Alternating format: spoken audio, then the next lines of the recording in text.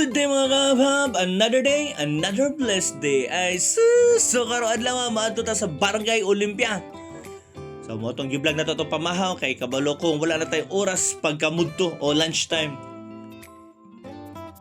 So mo na akong gina-appeal kaganina sa vlog kagayang buntag nga adtuon ako ang Island of Olympia o Barangay Olympia. So mo ni kaya wala pa jud ko kaanha diya. So karon makaanha na ta for the first time. So atong gisakayan anak pump boat ra. Ang pliti ani 20 pesos. So for the first time makaadto na ta ana.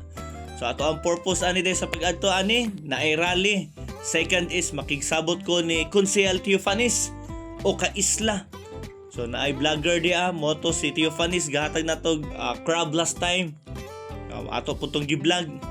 So makigsabot ko ni ani after election nga magpahaba program ko sa ilahang lugar kay daghan dai ko nung bata diha. So nagkaduol na ta, excited na ko kay wa pa jud ko kaanhi dire. Nakita na jud ako pinadulit ang Barangay Olympia. So, pag uman diha, pagdunggo manaog na ta. Uman pangitaon na nato dito si Consejal o ka-isla Teofanis. O mauna na siya. So taas-taas may nagnasabutan sa amo ang habang program. So after election pohon, kasi makabalik ta dire. So mula to ato lang naikat ang tanan. Kaya taas kabig na istoryahanan, papauli na mi ana. So syempre atong promise kaganina nga mohapit jud tag simbahan.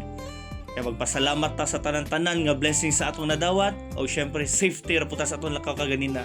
O dire lang ta kutob. Always remember mga kahabs, tanang grasya gikan sa kay tasan. Always natong pasalamatan.